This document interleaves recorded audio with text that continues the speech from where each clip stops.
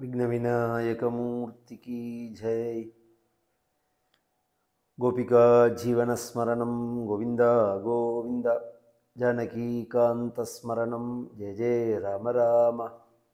नमः पार्वतीपतये हर हर महादेव। सद्गुरुनाथ महाराज की जय। आंजनेयमूर्ति की जय। स्मृते सकलकल्याणभाजनं यत्र जायते पुरुषस्तमजं नित्यं व्रजामि शरणं हरिं। यः शिवो नामरूपाभ्यां या देवी सर्वमङ्गला तयोः संस्मरणात् पुंसां सर्वतो जयमङ्गलम्। नारायणं नमस्कृत्य नरं चैव नरोत्तमं देवीं सरस्वतीं व्यासं ततो जयमुदीरयेत्। योगीन्द्राय नमस्तस्मै शुकाय ब्रह्मरूपिणे। संसारसर्पदष्टं यः विष्णुरातममुचत् कृष्णाय वासुदेवाय हरये परमात्मने। प्रणतः क्लेशनाशाय गोविन्दाय नमो नमः।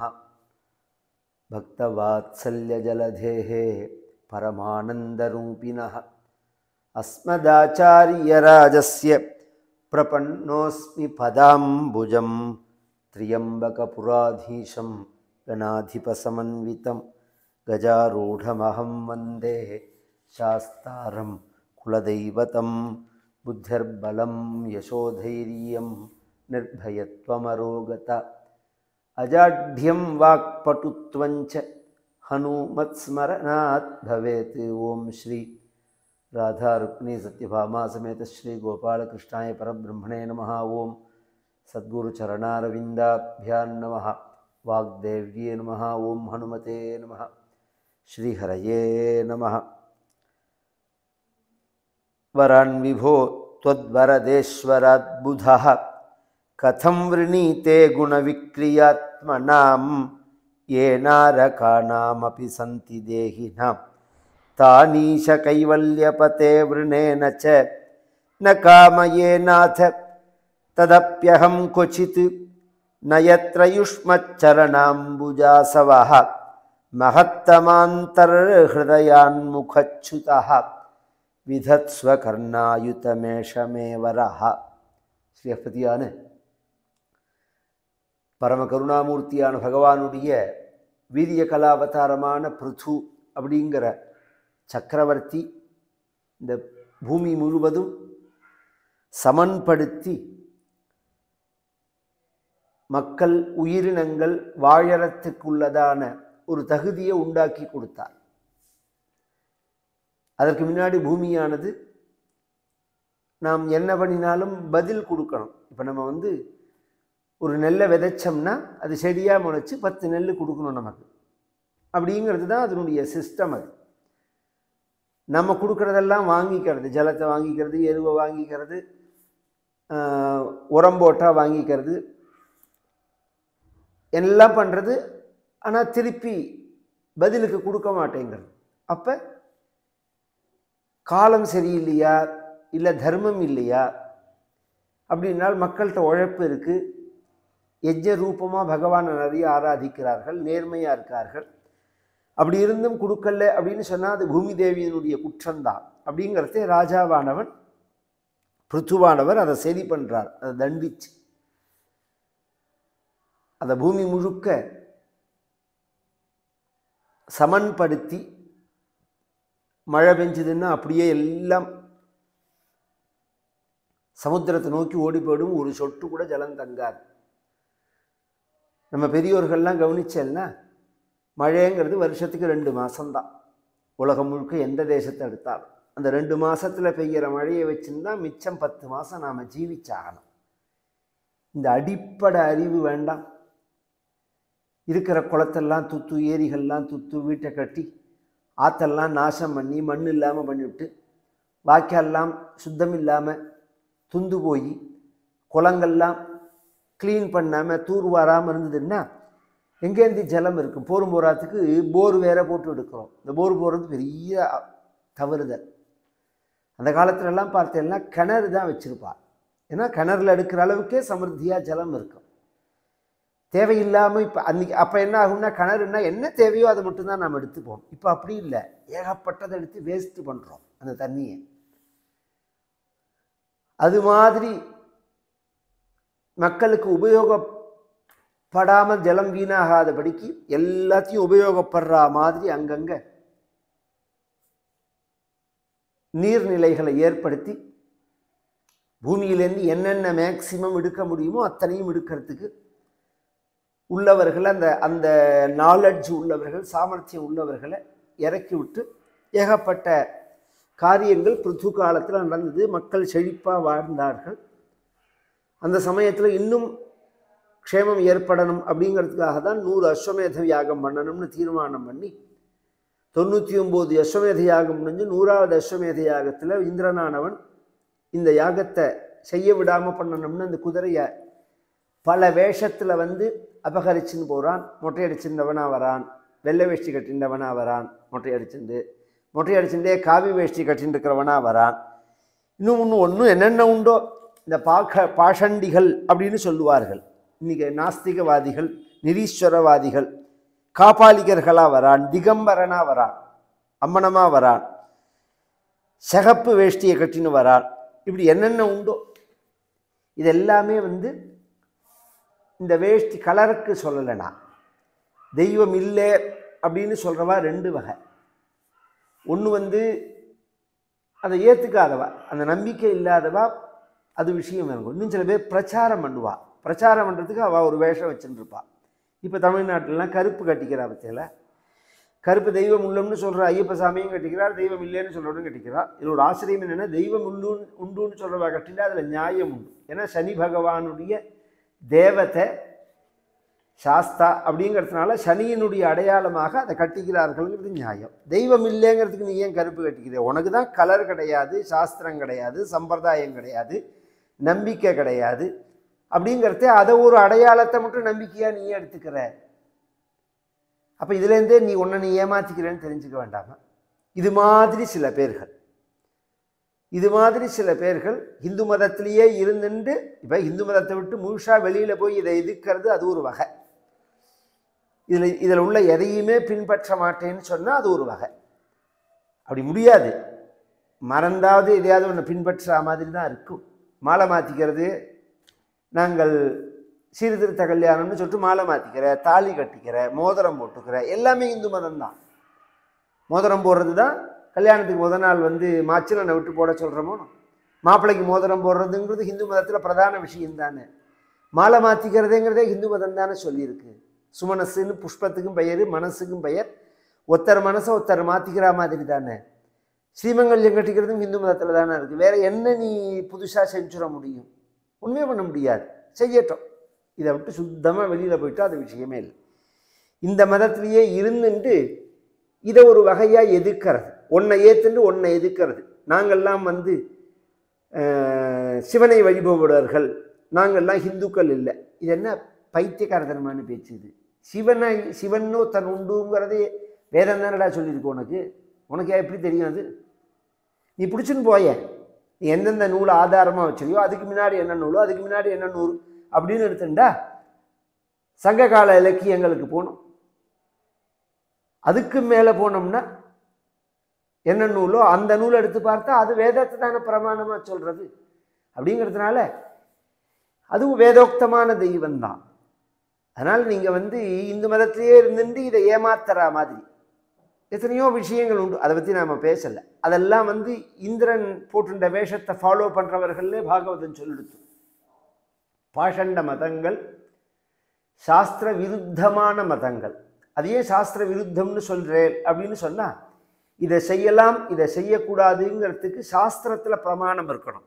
ஏன்னா நம்ம புத்திக்கும் யூகத்துக்கும் அனுபவத்துக்கும் எது அப்பாற்பட்டதாக இருக்கோ அதுதான் சாஸ்திரம் சொல்லும்.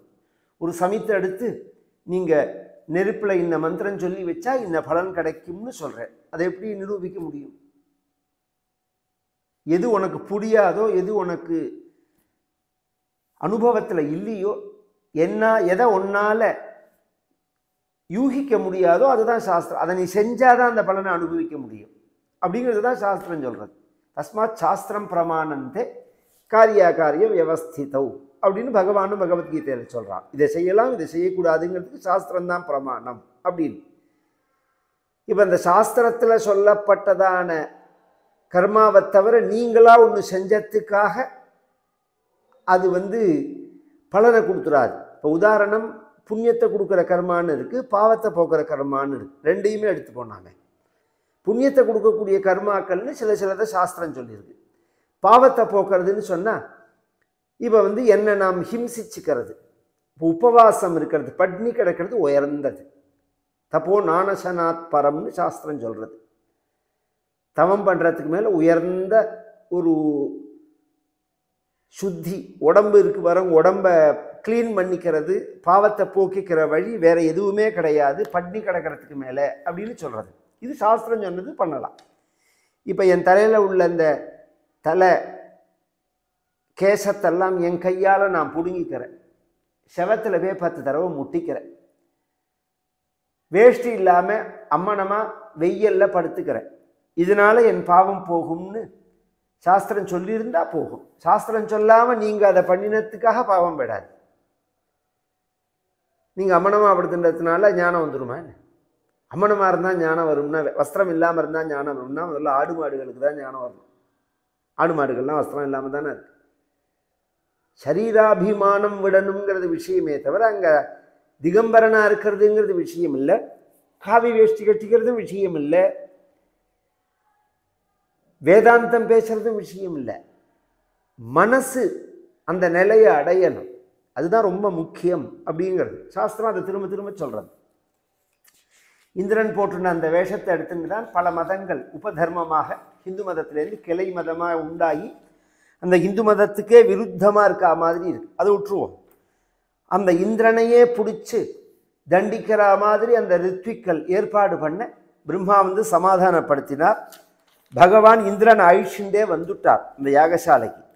பகவான் இப்பு வைகுண்டா சாக்கம் மகவதா விபு யஜ்ஞீஹி யஜ்ஞபதிஸ்துஷ்டா யஜ்ஞபுக்கு தமபாஷதா. எந்த பகவான? யஜ்ஞோ யஜ்ஞபதி யஜ்வா யஜ்ஞாங்கோ யஜ்ஞவாகனஹா அப்படின்னு சாஸ்திரங்கள்லாம் சொல்கிறதோ அந்த பகவானே, யஜ்ஞஸ்வரூபியாக உள்ள பகவானே இந்த யாகத்தில் திருப்தி அடைஞ்சு பலவிதமான உபதேசங்களை பிருத்துக்கு பண்ணுறார். பண்ணிட்டு உனக்கு என்ன வேணுமோ அந்த வரன் நீ கேளு. வரம் சமத் கஞ்சன மானவேந்திரா விரணீஸ்வதேகம் குணலேன் குணசீலயந்திரிதா நாகம் மகைர்வை சுலபஸ்தபோபிஹி யோகேன வாயத் சமசித்தவர்த்ததீஹி. உன்னுடைய உத்தம குணங்கள் தான் என்னை கட்டி போட்டதே. ஏன்னா அவன் சொன்னானோ, நான் சொர்க்கத்தை அடையணும் அப்படிங்கிறதுக்காக யாகம் பண்ணல, இந்த பூமியையே சொர்க்கமாக பண்ணணுங்கிறதுக்காக தான் யாகம் பண்ணுறேன். பூமியில் உள்ள ஜனங்கள் சுபிக்ஷமாக இருக்கணும், க்ஷேமமாக இருக்கணும். இதையே அந்த ஊர் வசதி இந்த ஊர் வசதி, நான் அங்கே போய் வசிக்க போகிறேன்னு சொல்கிறது ஒரு கூட்டம். அது என்ன உண்டோ அதை நான் எங்கள் ஊரில் நான் பண்ணுவேன், இந்த ஊரை அது மாதிரி நான் பண்ணுவேன். அது மாதிரி ஒரு ராஜா அது பெரிய விஷயம் இல்லையா? உலகம் முழுக்க நம்மளை திரும்பி பார்க்கணும், நம்ம நாட்டை நோக்கி வரணும் அப்படிங்கிற மாதிரி நம்ம ஊரை பண்ணின அப்போ நம்ம விசேஷம் தானே. அந்த அந்த வார்த்தையை சொல்கிறார் பிருத்து. சொர்க்கங்கிற உலகத்தை நான் விரும்பலை, நான் பூமியே சொர்க்கமாக பண்ணுறதுக்காக தான் வந்தேங்கிறத அதை கவனிச்சுட்டு பகவான் சொல்கிறார், உன்னுடைய உத்தம குணங்களால் நான் ஈர்க்கப்பட்டிருக்கேன். ஏன்னா என்னை எனக்கு வரங்கேளு நான் தரேன்.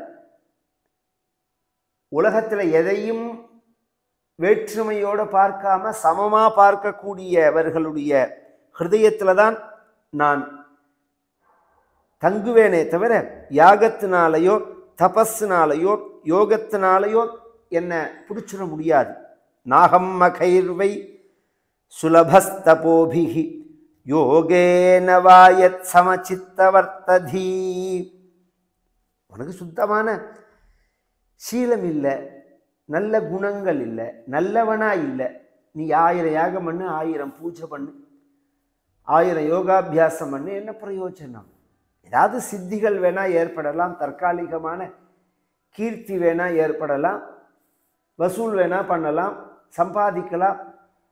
பழகினா புரியாத, ஒருத்தரோட பேசினா புரியாத, சமமான ஒரு மனசு, சுத்தமான ஒரு மனசு.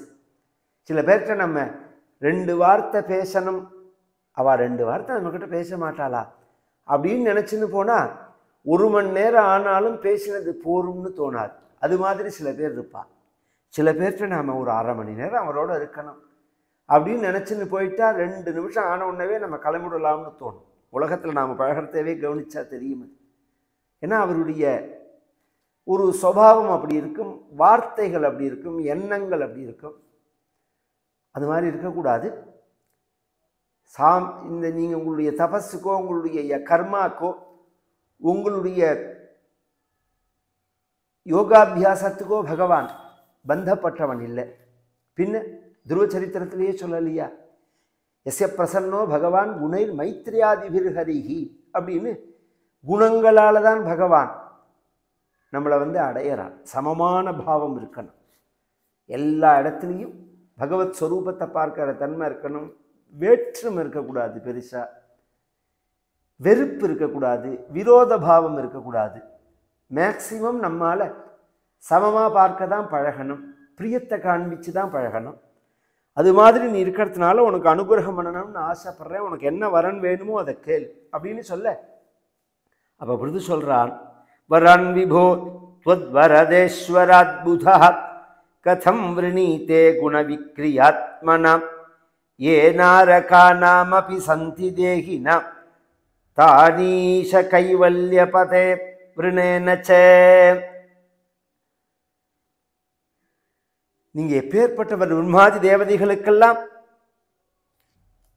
அனுகிரகம் பண்ணக்கூடியவர். அப்பேற்பட்ட உங்கள்கிட்ட மோட்சத்தை கொடுக்கக்கூடிய உங்கள்கிட்ட அல்பமான சுகங்களை யாராவது விரும்புவாளா? நீங்க கைவல்ய பதி இல்லையா?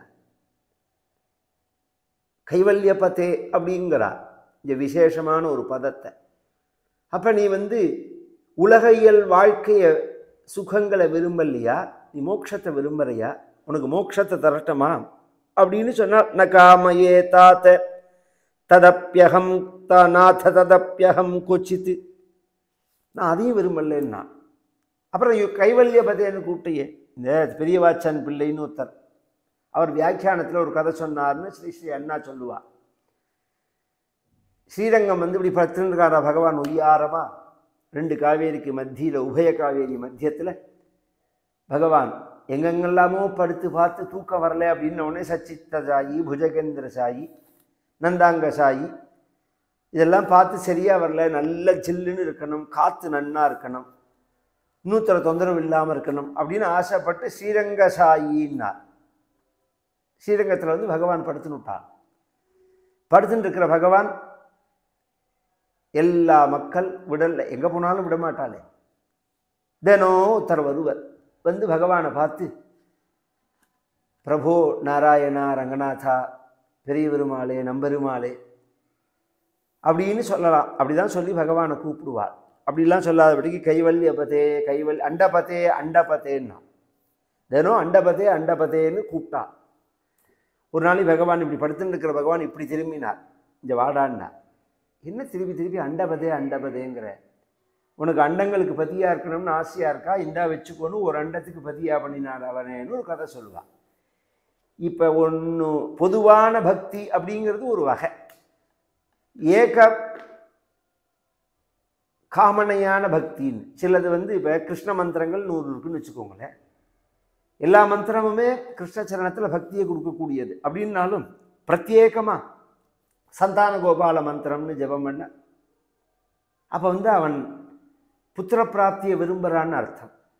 ஈஸ்வர மந்திரங்கள் எத்தனையோ இருக்குது, எல்லாம் ஞானத்தை கொடுக்கக்கூடியதுனாலும் சௌக்கியத்தை கொடுக்கக்கூடியதுனாலும் பிரத்யேகமாக தட்சிணாமூர்த்தி மந்திரத்தை ஜபம் பண்ணினா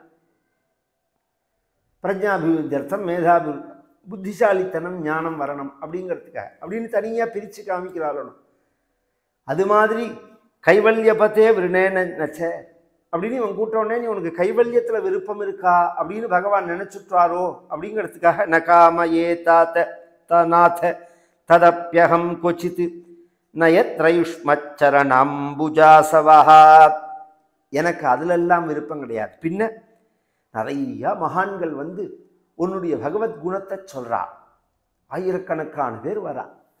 பகவத்குணம் அப்படிங்கிறதே 3-4 வகையாக சொல்கிற பழக்கங்கள் உண்டு. சாதாரணமாக கிராமங்களில் பாட்டு பாடி சொல்லுவார்.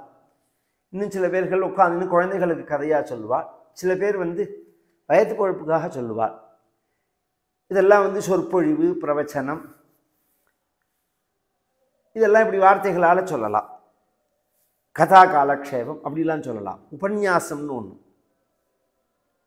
அதுக்கு என்ன விசேஷம் அப்படின்னா இதிலெல்லாம் அது சேராது. அந்த பதம் சொன்னாலே அதுக்கு ஒரு ஸ்பெஷாலிட்டி உண்டு.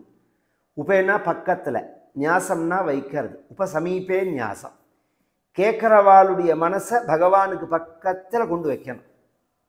1 மணி நேரம் 2 மணி நேரம் கதை கேட்டால் வெளி உலக சிந்தனை இருக்கக்கூடாது. நமக்கு இதை சிரிக்கிறதுக்காகவோ, வம்பு பேசுறதுக்காகவோ, அரசியல் பேசுறதுக்காகவோ, சினிமாவை பற்றி பேசுறதுக்காகவோ,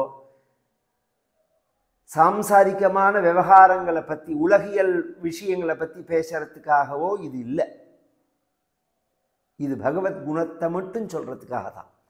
அதனால தான் இது செலக்டடான ஆடியன்ஸாக இருக்குது. திரும்ப திரும்ப நான் சொல்வேன் ஒன்றும், இதையே புது நியூ ஹெட்டிங்கில் புதுசு புதுசாக விஷயங்களை பேசலாம். ஜனங்களுக்கு நாலெட்ஜுக்காக பேசலாம். பார்க்குற வியூஸுனுடைய கவுண்டிங் ஜாஸ்தியாகும். லட்சக்கணக்கான பேர் பார்ப்பா. ஆனால் செலக்டடாக பகவத்குணம்னு நீங்கள் பாகவதம்னு போட்டேன்னா குறைச்சலாக தான் பார்ப்பா. ஏன்னா அதில் விருப்பம் உள்ளவா தான் அதுக்கு வருவா. பகவத்குணத்தை அனுபவிக்கணும். இந்த நாம் சொல்கிறது ஒருத்தருக்கு ஒருத்தர் பகவத்குணத்தை சொல்லி அனுபவிக்கணும், கேட்கணும், அனுபவிக்கணும், கேட்கணும். இப்போ நான் கதை சொல்லும்போதே என்னை விட பாகவதன் நன்னா தெரிஞ்சவாளே கதை கேட்குறவாளாக இருப்பாள். அப்படி இருக்கிறவாளுக்கு என்ன அடையாளம்னா, நான் சொல்கிறதுல தோஷத்தை பார்க்க மாட்டான். நான் சொல்லின்னு இருக்கிறதே அதில் பகவத்குணம் என்ன இருக்குன்னு தான் பார்ப்பான். எல்லாரும் எல்லாத்தையும் தெரிஞ்சுக்க முடியுமா? எல்லாரும் எல்லாத்தையும் தெரிஞ்சுன்னு பிறந்துட முடியுமா? அப்படி கிடையாது. ஏதோ அவளுக்கு தெரிஞ்சதை அவா சொல்லிட்டு வரோம். நாம் சொல்கிறது பகவத்குணமா, வம்பு பேசாமல் இருக்கமா அப்படிங்கிறது தான் முக்கிய விஷயம். அது மாதிரி நிறைய பேர்கள் வந்து பகவத்குணம் சொல்லும்போது எனக்கு கேட்டு மாலல்ல, கேட்டது போரும் அப்படின்னு தோணல. அதனால எனக்கு விதத்ஸ்வ மகத்தமாந்தர ஹிருதயான் முகச்சுதா, மகத்தமர்களான இருக்கிறதுலே உயர்ந்தவர்கள், சாதாரண மனிதர்கள் இல்லை,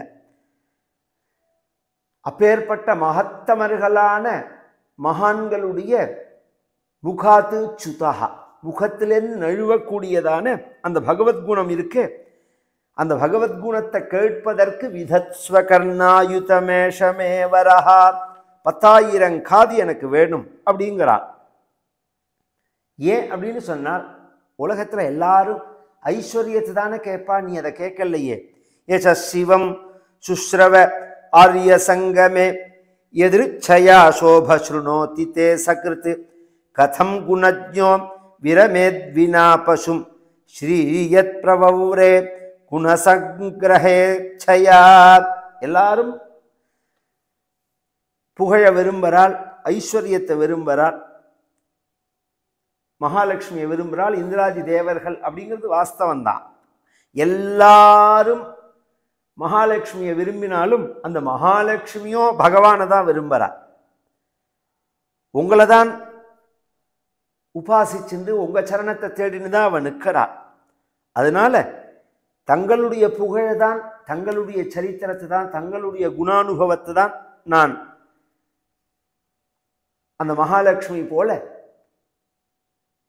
கேட்டு உங்களுக்கு சேவை செய்யணும்னு ஆசைப்படுறேன். அதா பஜே துவாகில புருஷோத்தமம் குணாலயம் பத்மகரேவலாலசா.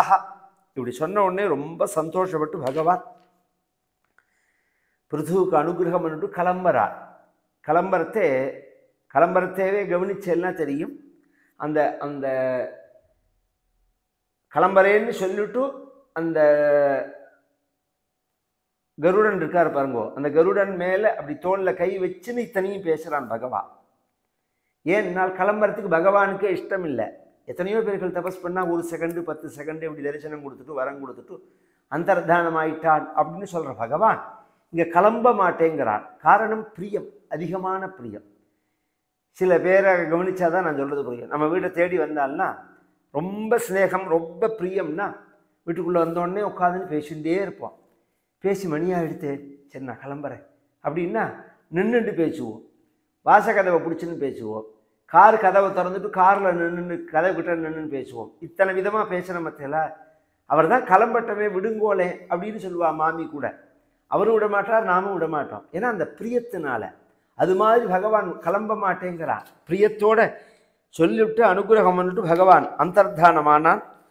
இன்னொரு சமயம் ஒரு பெரிய யாகத்தை பண்ணிவிட்டு அந்த யாகத்தினுடைய மத்தியில் பிருத்துவானவர் மக்களுக்கு உபதேசம் பண்றார். சப்யா ஸ்ருணுத பத்ரம்பஹ சாதவோ யைஹா கதாஹ சத்சுஜிஜ்ஞாசுபிர் தர்மம் ஆவேத்யம் ஸ்வமனீஷிதம் அகம் தண்டதரோ ராஜா பிரஜாநாமிக யோஜிதஹ ரக்ஷிதா விருத்திதஹ ஸ்வேஷு சேதுஷு ஸ்தாபிதா ப்ருதக் தஸ்ய மே ததனுஷ்டானாத் யாஹுர்பிரமத்மஹாதினஹ ய உத்தமரேகரம் ராஜா பிரஜாதர்மேஷ்வ சிக்ஷயன்.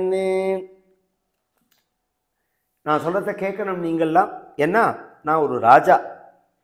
உங்களை ரட்சிப்பதற்காக தீயவர்களை தண்டித்து சாதுக்களை ரட்சித்து அவரவர்கள் வாழ்க்கைக்கு தேவையான அடிப்படை வசதிகளை செஞ்சு கொடுத்து அவர்கள் கடமையை அவர்கள் நிறைவேற்றுவதற்கு இடையூறு இல்லாத ஒரு வாழ்க்கையை அமைச்சு கொடுத்து அவர்களை ரட்சிக்கணும் அப்படிங்கிறதுக்காக தான் உங்கள்கிட்டேருந்து நான் டாக்ஸ் வாங்கிறது. 1/6 டாக்ஸ் வாங்குற பற்றியில் எதுக்கு வாங்குறா? இன்கம் டாக்ஸ்ன்னு சொல்லிட்டு எதுக்கு வாங்குறாள் கவர்மெண்ட்டு? நமக்கு அடிப்படை வசதிகள் எல்லாத்துக்கும் மேலே நம் வாழ்வியலில் தொந்தரவு இல்லாமல் இருக்கணும் அப்படிங்கிறதுக்காக. அப்படி இருந்து நான் உங்கள்கிட்டேருந்து வசூலிச்சுட்டு உங்கள் பணத்தில் நான் இருக்கிறதே உங்களுக்கு நல்லது செய்யலை அப்படின்னு சொல்லிட்டா, நல்லதை உபதேசம் பண்ணலைன்னா நான் ராஜாவாக இருக்கிறதுக்கு அருகனே இல்லாதவன். ராஜா அப்படிங்கிறவன் ஐகிகமான சௌக்கியங்களை மட்டும் இல்லை, நல்வழியும் மக்களுக்கு காமிக்கணும். நம்ம நாட்டில் பெரிய ஒரு தப்பு எது நடந்தது அப்படின்னா மதசார்பின்மைங்கிறது தான் முதல்ல தப்பு. அது ஏன் அப்படின்னா நாஸ்திகவாதமும் அதுவும் ஒன்று தான். இங்கே ஒரு இந்த இந்தியாவுக்கு நீங்கள் பொறுமையை போதிக்கவே வேண்டாம். இந்த தேசத்தோட அடிப்படை சுபாவமே அப்படி தான். யார் வந்தாலும் அவர்களை வரவேற்கிறது தான். நாஸ்திகவாதத்தை உள்பட அங்கீகாரம் பண்ணுற மதம் நம்ம மதம் தான். இன்னொரு மதத்தில் நீங்கள் நாஸ்திகவாதத்தை பேசிட்டு உயிரோடு இருந்துட முடியாது. இந்து மதத்தில் தான் இருக்கலாம். விசாரியமானேன்னு உனக்கு தெளிவு பெறுவதற்காக நீ எதை வேணாலும் கேள்வி சொல்கிறேன் அப்படின்னு நம்ம மதம் சொல்கிறது. உரிமையையும் கொடுக்கறது, அவரவர் இஷ்டம் அப்படிங்கிற மாதிரி. அதே சமயம் தர்மத்துக்கு விருத்தமாக இருந்தால் பார்த்துட்டு இருக்க முடியாது. ஒரு ராஜாவாக இருக்கிறவர் ஒரு வழியை மக்களுக்கு காமிக்கணும். தெய்வ வழிபாடு அப்படிங்கிறது முக்கியமான மனிதர்களுடைய அடையாளம். அது நான் எந்த தெய்வத்தையும் வழிபாட மாட்டேன், எந்த மதத்தையும் நான் சார்ந்தவன் இல்லை, இது ஒரு பெருமையாங்க. நான் தெய்வமே கிடையாது, தெய்வத்தினுடைய அருளே கிடையாது அப்படின்னு சொன்னான்னா ஒருத்தன் தெய்வ அனுகிரகம் இல்லாமல் நான் வாழறேன் அப்படின்னு சொன்னான்னா நான் அப்பா அம்மா இல்லாமல் பிறந்தேன்னு சொன்னதுக்கு சமானம். அது அப்படிலாம் பிறக்க முடியுமா? அது மாதிரி உன்னுடைய வாழ்க்கையே தெய்வத்தினுடைய அனுகிரகத்தினால தான் நடக்கிறது. அப்படிங்கிறது நாம் ஒரு தெய்வத்தை பிடிச்சி வழிகாக்கிறோம். தெய்வ வழிபாடை காமிக்கணும். அவரவர்கள் இஷ்டம் எந்த தெய்வத்தை வேணாலும் வழிபட்டுக்கிட்டோம். ஆனால் நான் நாஸ்திகவாதின்னு காமிச்சிக்க கூடாது. நான் உங்களுக்கு சொல்கிறேன். அஸ்தி யஜ்ஞபதிர் நாம கேஷாம் சிதர்ஹ அர்ஹசத்தமாக இகாமுத்திர ச லக்ஷ்யந்தே ஜோத்ஸ்னாவத்யஹ குச்சித் புவஹ. பகவான் கர்மபல பிரதன், கர்மாவுக்கெல்லாம் பலன் கொடுக்கிறவனா பகவான் இருக்கா. அவன் தான் யஜ்ஞ நாராயணன்கிறது. யஜ்ஞ பத்தி யஜ்ஞங்கள் கர்மாக்களுக்குள்ள சிரேஷ்டமானது அப்படிங்கிறது யஜ்ஞம்தான். இந்த பூமி தான் கர்ம பூமியாகவும் இருக்கு. மற்ற இடங்கள்லாம் போக பூமியா இருக்கு. புண்ணியத்தை சம்பாதிக்கிறதா அமையல்ல, புண்ணியத்தை செலவழிக்கிறதா இருக்கு, பாபத்தை செலவழிக்கிறதா இருக்கு. பாபத்தையும் புண்ணியத்தையும் சம்பாதிக்கக்கூடிய இடமா இந்த பூமியில் நாம் இருக்கோம். இங்கே பிறந்து பகவானை நாம் வழிபடலைன்னா நம்ம வாழ்க்கையானது வீணா போயிடும். அதனால் அவரவர்களுக்குள்ள தர்மங்களை அவரவர்கள் செய்யணும் அப்படின்னு சொல்ல ஜனங்களுக்கெல்லாம் ரொம்ப சந்தோஷம். ஏன்னா இவப்பா தான் வேணும், அவன் நஷ்டையும் நதாதையும் நகோதையம்னு இதெல்லாம் பண்ணக்கூடாதுன்னு சொன்னான். அப்படி இருக்கிறதே இவர் பண்ணணும்னு சொல்கிறாருன்னு இவர்களுக்கெல்லாம் சந்தோஷம். இன்னொரு சந்தர்ப்பம், இந்த பிருத்துவை தேடின்னு சனத்குமாரர்கள் வரார்கள், சனகாதிகள்.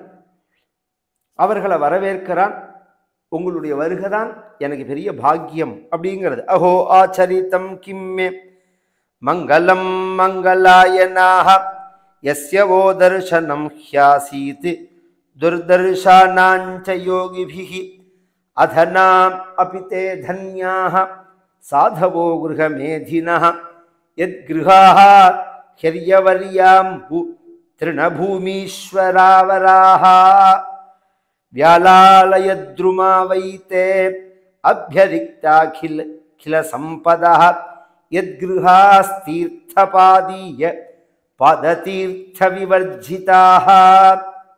அவர்களை பார்த்து பகவான்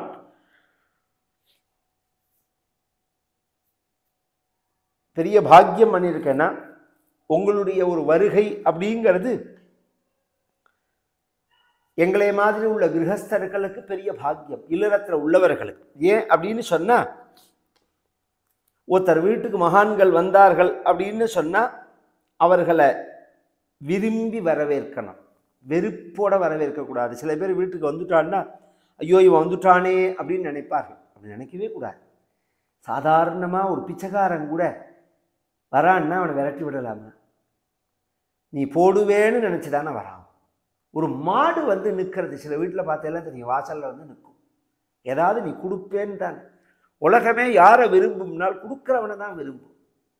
அந்த ஈகை வேண்டாமா? உங்கள்கிட்ட இருக்கிறதுனால தானே அதை எதிர்பார்க்க. அப்படிங்கிறது உனக்கு என்ன முடியுமோ அப்படியே சொத்த முழுக்கையே எழுதி கொடுக்க போகிறேன்.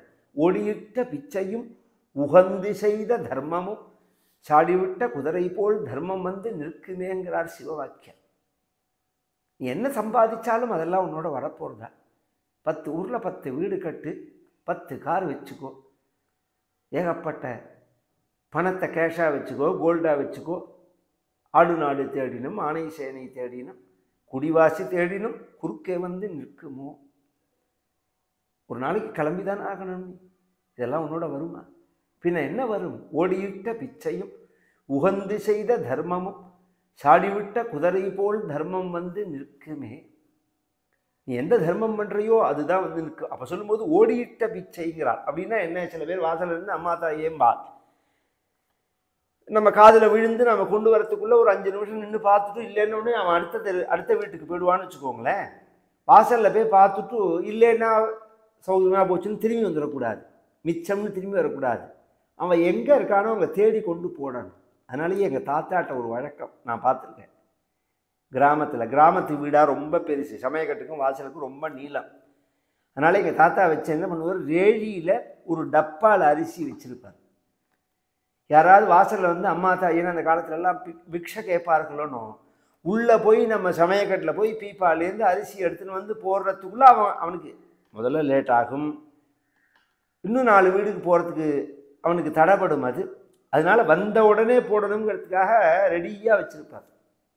அம்மா தாயேன்னு அவன் வரத்துக்குள்ளே அடுத்த வீட்டுக்கிட்ட வரத்தேவே எடுத்து கையில் வச்சுட்டு இருப்பார் அரிசியை. அப்படி இல்லாமல் இருந்த தேசம் இது. பிச்சைக்காரெல்லாம் இருக்கிறதெல்லாம் பெருமையா சார்னு சில பேர் கேட்பா. இவருங்கோ இன்னைக்கு பிச்சைக்காரா இல்லாதவர்கள் அப்படிங்கிறவா பிச்சை எடுக்கிறா. ஒரு காலத்தில் நம்ம தேசத்தில் பிக்ஷக்காரர்கள்னு பேர் அவர்களுக்கு. பிச்சைக்காரர்கள்னு சொல்கிறோமே தவிர தமிழில் பிக்ஷை எடுக்கிறது தான் பிச்சைன்னு வந்தது. சந்நியாசிகள், வர்ணாசிரமவாசிகள், வானப்பிரஸ்த ஆசிரமவாசிகள், பிரம்மச்சாரி வேதம் படிக்கிறவர்கள், இல்லறத்தையே தியாகம் பண்ணினவர்கள், துறவரம் பூண்டவர்கள், இந்த 3 வகையா இருப்பார்கள். இந்த 3 வகையா உள்ளவர்களுக்கும் இல்லறத்தில் உள்ளவன் தான் சாப்பாடு போடணுங்கிறது தர்மம். அதுதான் கிரகஸ்த தர்மம்ங்கிறது. கார்கஸ்தியம் சிரேஷ்டமாசிரமம் ஆசிரமானாம் சர்வேஷா கார்கஸ்தியம் சிரேஷ்டமாசிரமம் அப்படிங்கிறார் பீஷ்மாச்சாரியா. அதை விட அழகா சொல்றார் நம்ம திருவள்ளுவர். இல்வாழ்வான் என்பான் இயல்புடைய மூவருக்கும் நல்லாற்றில் நின்ற துணை அப்படிங்கிறார். இந்த மூவருங்கிறது யாரு? மூவருக்கும் துணையா இவன் இருக்கிறான். யாரு? இல்வாழ்வான் என்பான். அந்த மூவர் யாருன்னால் பிரம்மச்சாரி, வானப்பிரஸ்தன், சந்நியாசி அப்படிங்கிறது. அப்படி மகான்கள் தேடி வரார்கள்னா அது நம்ம பாக்கியம். அது அவர்களை வாங்கோ அப்படின்னு சொல்லணும், அவர்களை உட்காத்தி வைக்கணும், அவர்களுக்கு தீர்த்தம் கொடுக்கணும். இதெல்லாம் பண்ணினாதான் அது கிரகம். அது வியாலாலயத்ருமா வைத்தே அபியரிக்தாகில சம்பதா. அப்படி இருந்தாதான் அந்த வீட்டில் அஷ்டைஸ்வரிய சமிருத்தியும் இருக்கும், பகவானுடைய சாநித்தியம் பூர்ணமா இருக்கும். யத்கிருஹாஹ தீர்த்தபாதீய பாததீர்த்த விவர்ஜிதாக. எந்த வீட்டில் சாதுக்களுடைய கால அலம்பின ஜலம் படாம இருக்கோ அந்த இடம் வியாலாலயத்ருமா வைத்தே, பாம்புகள் வசிக்கக்கூடிய பொந்துக்கு சமானம். பொந்துகள் இருக்கு பாருங்க, அந்த பொந்துக்கு சமானம் அது. அதனால தான் பவனம் அப்படின்னும் பேர் வீட்டுக்கு. கிரகம் அப்படின்னு பெயர், பவனம்னு போடுவார். சம்ஸ்கிருதத்தில் ஒரு ஸ்லோகம் அது. பவனம் அப்படின்னு சொன்னால் மகான்கள்லாம் வந்து பாதம் பட்டாதான் அது பவனம். மகான்களுடைய பாதம் படலை அப்படின்னா பகாரஸ்தத்ரலுப்பியதே அப்படின்னு சாஸ்திரம். அங்கே பகாரங்கிறத எடுத்துடலாம், ப அப்படிங்கிறத எடுத்துடலாம்.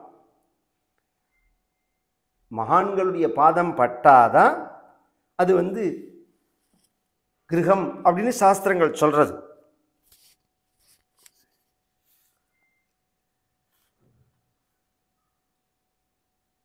அதை சொல்றான் இங்க.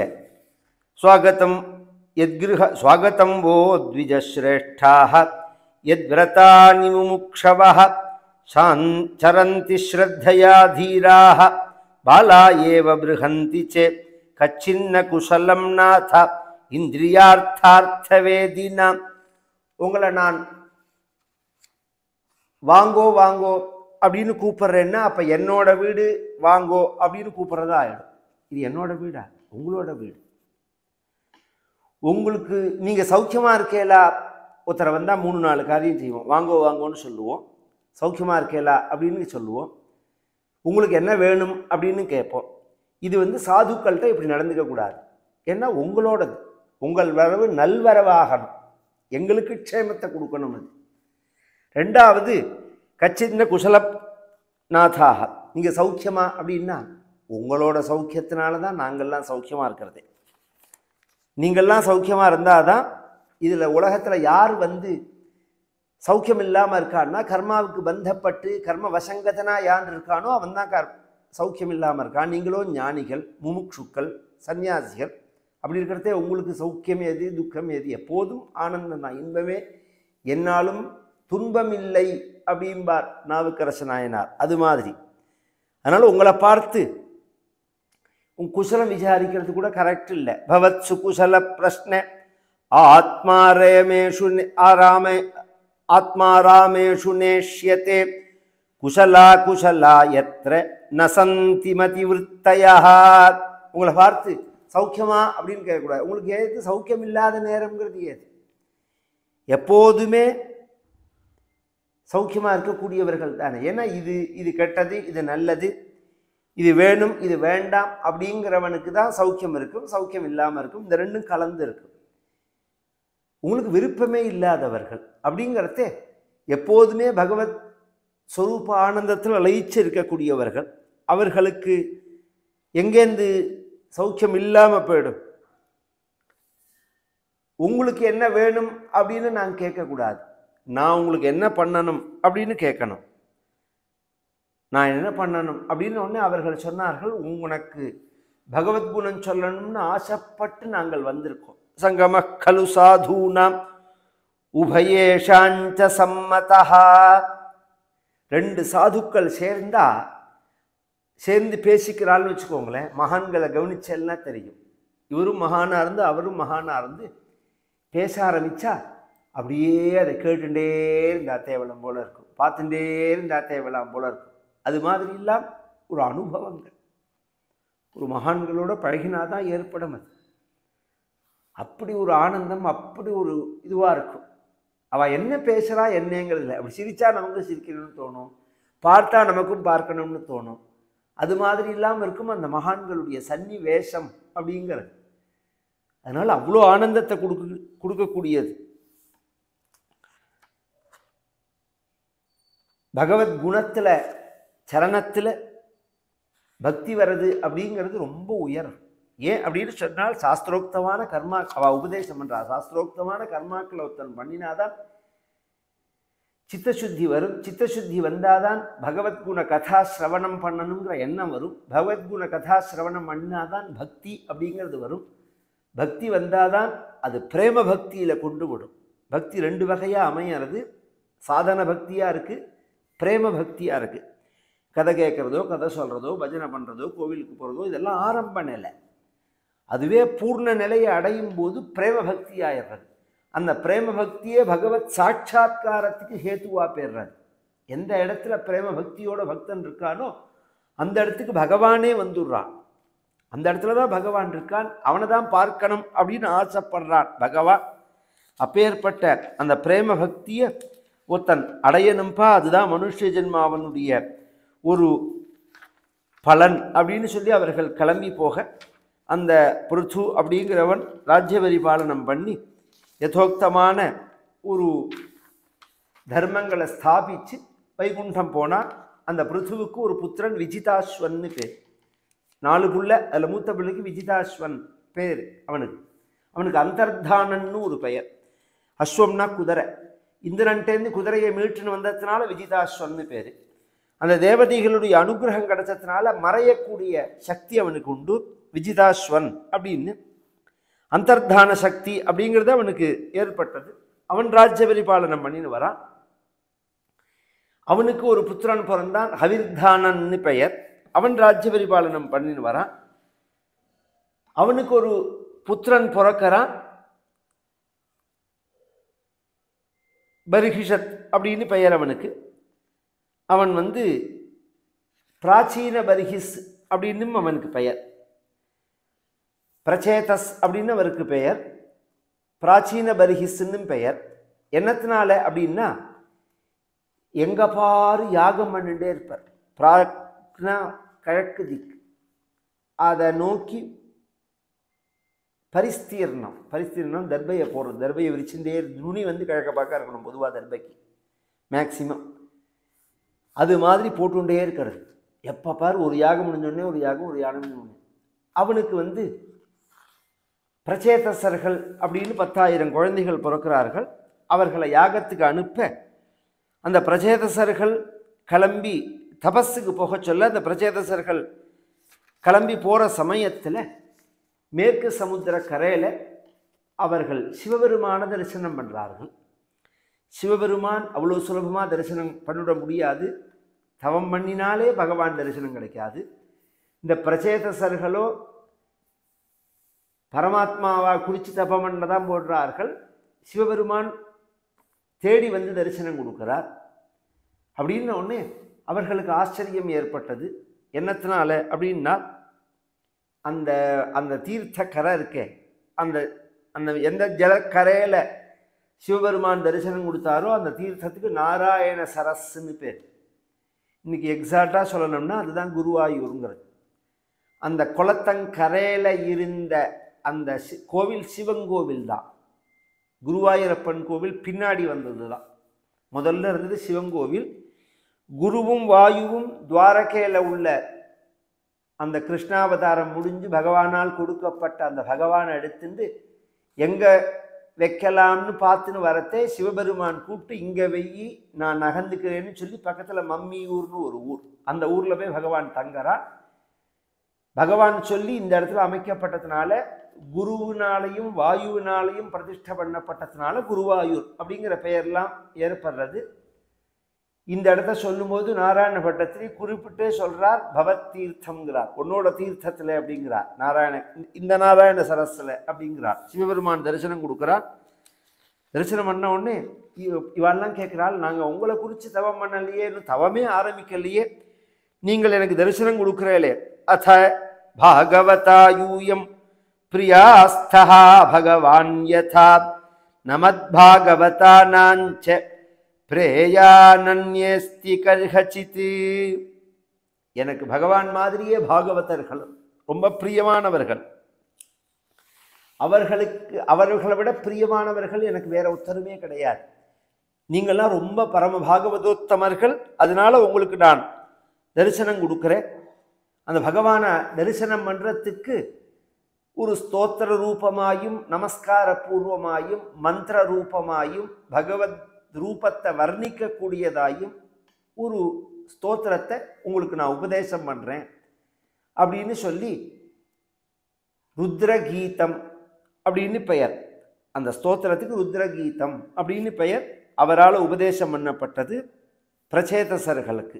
ஜிதந்தே ஆத்மவித்துரிய ஸ்வஸ்தயே ஸ்வஸ்திரஸ்து மே பவதா ராதசாராத்தம் சர்வஸ்மா ஆத்மனே நமः நமः பங்கஜநாபாய பூதசூக்ஷ்மேந்திரியாத்மனே வாசுதேவாய சாந்தாய கூட்டஸ்தாய ஸ்வரோச்சிஷே சங்கர்ஷணாய சூக்ஷ்மாய துரந்தாயாந்தகாய ச நமோ விஸ்வப்ரபோதாய பிரத்யும்னாயாந்தராத்மனே நமோ நமோ நிருத்தாய ஹ்ருஷிகேஷேந்திரியாத்மனே நமः பரமஹம்சாய பூர்ணாய நிபృతాத்மனே ஸ்வர்காபவர்கத்வாராய நித்யம் சுசிஷதே நமः நமோ ஹிரண்யவீர்யாய சாதுர்ஹோத்ராய தன்வனே நம ஊர்ஜ்ய இஷேத்ரய்யாः பதயே யஜ்ஞரேதசே திருப்திதாய ச ஜீவானாம் நமः சர்வரசாத்மனே நமஸ்த ஆசிஷாமீஷ மனவே காரணாத்மனே நமோ தர்மாய ப்ருஹதே கிருஷ்ணாய குண்டமேதசே தர்சனன்னோ திதிர்க்ஷூணாம் தேஹி பாகவதார்ச்சிதம் ரூபம் பிரியதமம் ஸ்வானாம் சர்வேந்திரிய குணாஞ்சனம் ஸ்னிக்த பிராவృద్ఘనశ్యాமம் சர்வசௌந்தர்ய சங்கிரகம் சார்வாயத சதுர்பாஹும் சுஜாத ருச்சிரானனம் பத்மகோஷ ஃபலாசாட்சம் சுந்தரப்ரூசுநாசிகம் சுத்விஜம் சுகபோலாஸ்யம் சமகர்ண விபூஷணம். இப்படி வரிசையா பகவானுடைய நமஸ்கார பூர்வமா ஸ்தோத்திர பூர்வமா பிரார்த்தனை பூர்வமா மூன்று விதமா இந்த ஸ்தோத்திரமானது அமையிறது, மந்திரமானது அமையிறது. ருத்ரகீதம் அப்படின்னு பெயர் இதற்கு. சதுர்த்த ஸ்கந்தத்தில் 24வது அத்தியாயத்தில் வரது.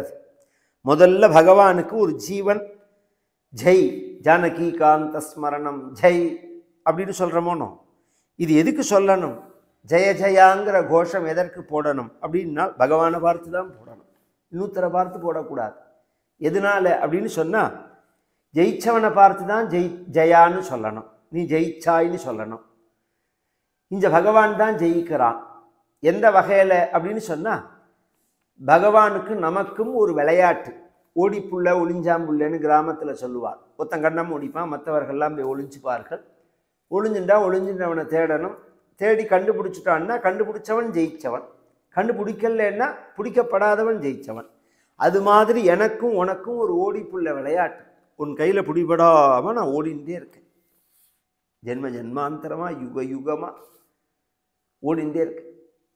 என்னை எப்படியாவது நீ பிடிச்சிடணும்னு தான் பிரபஞ்சத்தை சிருஷ்டிச்சு ஜீவராசிகளை சிருஷ்டிச்சு அதில் உத்தமோத்தமமான மனுஷ சரீரத்தை கொடுத்து அந்த மனுஷ சரீரத்தில் உள்ள புத்தியில் உள்ள சந்தேகங்கள்லாம் நிவர்த்தி பண்ணுறதுக்காக சாஸ்திரத்தை ஏற்படுத்தி அந்த சாஸ்திரத்தை போதிக்கக்கூடிய மகான்களை ஏற்படுத்தி அப்பையும் எனக்கு அந்த சாஸ்திரங்களில் சொல்லப்பட்ட தர்மங்களை உலகத்துக்கு காண்பிக்கிறதுக்காக அவதாரங்களை பண்ணி அந்த தர்மங்களையும் அனுஷ்டானம் பண்ணி அப்பையும் நான் அவங்ககிட்ட வராத போதுதான் உனக்கே ஒரு அலுப்பு ஏற்படுறது. இத்தனை பண்ணியும் இந்த ஜீவன் நம்மக்கிட்ட வரமாட்டேனுங்கிறானே அப்படிங்கிறத உன்னுடைய அம்சமான மகான்களை அனுப்புகிறேன். அவர்கள் உன்னை பற்றி என்கிட்ட சொல்லும்போது அப்போ தான் எங்களுடைய மனசே உன் பக்கம் திரும்புறது. இதுக்கு முன்னாடி திரும்பல, மனுஷனாக பிறந்தபோது திரும்பல, சாஸ்திரங்கள் இருக்கிறதே திரும்பல, பகவத் அவதாரங்கள் பண்ணுறதே திரும்பல, பகவத் குணம் கேட்கறதே திரும்பறதே தான் உன்னை பார்த்து முதல்ல உட்காந்துன்ற உடனேவே பகவத் குணம் கேட்கறதுக்கு உட்காந்துக்கு ரொம்ப பார்த்தேல, ஜானகி காந்த ஸ்மரணம் ஜெய் ஜெய் ராம ராம அப்படிங்கிறமோனு ஜெய் ஜெயின்னு எதுக்கு சொல்லுவானே அப்படின்னா உனக்கு தான் ஜெயம். இத்தனை நாள் என்னை பிடிக்கிறதுக்கு என்ன பாடுபட்டேன், உன் கையிலேயே அகப்படலையேனா இப்போ உட்கார்ந்துட்டேனே. உன்னுடைய கருணையினால, மகான்களுடைய கருணையினால ஜிதந்தே ஆத்மவித்வரிய, நீ என்னுடைய க்ஷேமத்துக்கு தான் என்னை பிடிக்கணும்னு ஆசைப்பட்ட. அது இத்தனை நாளாக எனக்கே தெரியல. லோகத்தில் உள்ளதெல்லாம் க்ஷேமம், க்ஷேமம் இல்லாததெல்லாம் எதெல்லாம் நமக்கு துன்பத்தை கொடுக்குமோ, எதெல்லாம் நமக்கு கஷ்டத்தை கொடுக்குமோ, எதெல்லாம் நமக்கு பந்தத்தை ஏற்படுத்துமோ அதெல்லாம் க்ஷேமமாக நினச்சி அலைஞ்சுட்டே இருந்தேன்னா நான் ஏன் பல நாளும் நினை பின்றி மனத்துள்னை பேயாய் திரிந்தேன் பெறலாக அருள் பெற்றேன் ஏன் சீரூர் பெண்ணை தென்பால் வெண்ணை நல்லூர் அருட்டுரையுள் ஆயா உனக்காலாயினி ஆயா உனக்காலாயினி அல்லேன் எனலாமே. எப்படி நான் அலைஞ்சேன் உன் கையில் பிடிபடாதபடிக்கு, எப்படி மண்ணாடி. இப்போ உனக்கால நான் உட்கார்ந்துட்டு இருக்கேனே, அது உன்னுடைய கருணை தான். அது பவதா ராதசாராத்தம் சர்வஸ்மா ஆத்மனே நமஹ. எப்போதும் உன் சொரூபத்திலேயே என் மனசானது நிலைச்சு நிற்கணும். நம பங்கஜநாபாய பூத சூக்ஷ்மேந்திரியாத்மனே வாசுதேவாய சாந்தாய கூட்டஸ்தாய ஸ்வரோச்சுஷே. நீ தான் சர்வத்துக்கும் ஆதாரமாக உள்ள வாசுதேவனா இருக்க, சங்கர்ஷனாவும் நீ தான் இருக்குமே. சங்கர்ஷனன் பிரத்யும்னன் அனிருத்தன்னு சொல்லக்கூடியதான சிருஷ்டி ஸ்திதி சம்ஹாரத்தை பண்ணக்கூடியதான திரிமூர்த்தி ஸ்வரூபமாகவும் நீ தான் இருக்க. சொர்க்கமாகவும் சொர்க்கத்துக்கு அதிபதியாகவும் நீ தான் இருக்க, நரகத்துக்கு அதிபதியாகவும் நீ தான் இருக்க. சொர்க்காபவர்கத்வாராய நித்யம் சுச்சிஷதே நமஹ நமோ ஹிரண்யவீர்யாய சாதுர்ஹோத்ராய தன்வனே. அவர்களுக்கு திருப்தியை கொடுக்கக்கூடியதான யாகமாகவும் நீ தான் இருக்க, கர்மாவாகவும் நீ தான் இருக்க, கர்ம பலப்பிரதனாகவும் நீ தான் இருக்க, பிதிர்களாகவும் நீ தான் இருக்க, பிதிர்களுக்கு பண்ணக்கூடியதான கர்மஸ்வரூபமாகவும் நீ தான் இருக்க. எல்லா ஜீவராசிகளையும் திருப்தி பண்ணக்கூடியதான ஜலஸ்வரூபமாகவும் நீ தான் இருக்க. நீ தான் தர்மரூபியாகவும் இருக்க, அதர்ம ரூபியாகவும் நீ தான் இருக்க. தர்ம வடிவமாகவும் நீ தான் இருக்க, அதர்ம வடிவமாகவும் நீ தான் இருக்க. புருஷோத்தமனா நீ தான் பிரகாசிக்கிற. உன்னை நான் தரிசனம் பண்ணணும் அப்படின்னு ஆசைப்படுறேன். இதெல்லாம் உன்னுடைய விபூதி மகிமைகள். எல்லா இடத்துலையும் உள்ள ஒரு மகிமை இருக்குது பற்றியெல்லாம், அழகு இருக்குது பற்றியெல்லாம், எல்லாம் பகவானோடது. இதான் அடிப்படை. உலகத்தில் எங்கெங்கெல்லாம் சக்தி இருக்கோ, எங்கெங்கெல்லாம் மகிமை இருக்கோ, எங்கெங்கெல்லாம் அழகு இருக்கோ எல்லாம் பகவான். இதுதான் நாம் தெரிஞ்சுக்க வேண்டியது. ஆனால் இதெல்லாம் இப்படி இருந்தாலும் உன்னை பார்க்கணும்னு ஆசைப்படுற அந்த பக்தர்களுக்கு தரிசனம் கொடுக்கறதுக்கு ஒரு வடிவமாக இருக்கிறது. அது எப்படி இருக்கு அப்படின்னு சொன்னால், ஸ்ரிக்த பிராவட்கணஸ்யாமம் சர்வசௌந்தர்ய சங்கிரகம் சார்வாயத சதுர்பாகும் சுஜாத ருச்சிரானனம் ஸ்னிக்த பிராவிருட் கனசியாமம். மேகவர்ணமா இருக்கான் பகவான். எந்த மேகவர்ணமா இருக்கான்? மழை பெய்யக்கூடிய மேகமா இருக்கான். இந்த மேகத்திலே ரெண்டு வகை உண்டு. மணலா வெள்ளை வெள்ளையர்னு இருக்கும், மழையெல்லாம் இருக்காது, வெறும் மேகமா இருக்கும். அது மாதிரி இல்லை, மழை பெய்யக்கூடிய மேகமா இருக்கான். மழை பெய்யக்கூடிய மேகம் கூட கோடை காலத்துல மழை பெய்கிற மேகம்ங்கிறது இத்தினோண்டுக்கு சின்னதா வரும், மழையை வெஞ்சிட்டு போயிடும். அப்படி இல்லாதபடிக்கு கார்காலம்னு சொல்லக்கூடிய வருஷா காலம் இருக்கு பாருங்க, அடர்த்தியா இருக்கும். பார்த்தோம்னா ஆகாசமே தெரியாதபடிக்கு அடர்த்தியா இருக்கும், அப்படியே கனமா இருக்கும். ரொம்ப மழை ஜாஸ்தியாக இருந்துச்சுன்னா அப்படி கையில் படுற மாதிரி இருக்கும் மேகம். அதுவும் மலை பிரதேசங்களுக்கு போயிட்டோம்னா நம்ம மேலேயே இந்த ஜலத்தை வாரி அடைச்சின்னு போகும். அந்த மாதிரி சமயத்தில் அந்த மேகம் எப்படி இருக்கும்னாலும் அது கருப்பாகவும் இருக்காது, கண்ணங்கரேர்னு இருக்காது, நீளமாகவும் இருக்காது, அப்படியே கனமாக இருக்கும். ஸ்னிக்த, அப்படியே ஜலத்தோட தாங்க முடியாமல் ஜலத்தை தாங்கிண்டு கனமாக பிராவிருட்டு பிரகர்ஷேன வருஷையை தீட்டி கொஞ்ச நேரத்தில் கொட்டை போடுறது. அந்த மேகத்தை பார்த்தாலே தெரியும், அதை தாங்க முடியாமல் கொண்டு கொட்டை போடுறது. அந்த மாதிரி மேகத்தினுடைய வடிவத்தில் பகவான் பிரகாசிக்கிறான். அழகானதான கேசத்தோட, மந்தஹாசத்தோட, ஊர்த்வ குன்றத்தோட, விஸ்தாரமான காது பரியந்தம் நீண்டதான கண்களோட, வில் போல் வளைந்ததான புருவங்களோட, பக்தர்களுடைய துன்பத்தை போக்கக்கூடியதான மந்தஹாசத்தோட, முத்து போன்றதான பற்களோட, செவந்ததான உதலோட, சங்கம் போன்றதான கண்டங்களோட, சதுர்புஜங்களோட பகவான் பிரகாசிக்கிறான் அப்படின்னு அதை வர்ணிச்சு, இந்த பகவானுடைய ஒரு ரூபத்தை எனக்கு தரிசனம் பண்ணி வைக்கணும். எனக்கு இந்த ரூபத்தை தரிசனம் பண்ணுறதுக்கு தகுதி இல்லைன்னா, இந்த ரூபத்தை தரிசனம் பண்ணுறதுக்கு தகுதியை வளர்க்கிற பக்தியை கொடுக்கக்கூடிய சாதுக்களுடைய சங்கம் வேணும். க்ஷணார்த்தேனாபி துலயே ந ஸ்வர்க்கம் நா புனர்பவம் பகவத் சங்கி சங்கஸ்ய மர்த்தியானாம் கிமுதாசிஷா. எனக்கு சாதுக்களுடைய சங்கம் க்ஷணார்த்தேனாபி, ஒரு க்ஷணத்துல பாதி இருந்தா கூட போகும். அந்த சாது சங்கம் வீணா போகவே போகாது. சாதுக்களுடைய சங்கம் வீணா போகவே போகாது. அது எப்பேற்பட்ட ஒரு ஜடமா இருந்தாலும் மகான்கள் ஒரு தடவை நம்மளை கண்ணால பார்த்துட்டார்கள்னா, உதாரதுமி சந்த மாய பாப கிருபாவந்த ஜட ஜீவா உத்தார கேலா. அது எப்படி அசைச்சு அசைச்சு அசைச்சு நம்மளை பக்தியை கொண்டு வரணும்னு அவளுக்கு தெரியும். சாதாரணமாக தான் பார்க்கிற மாதிரி இருக்கும்.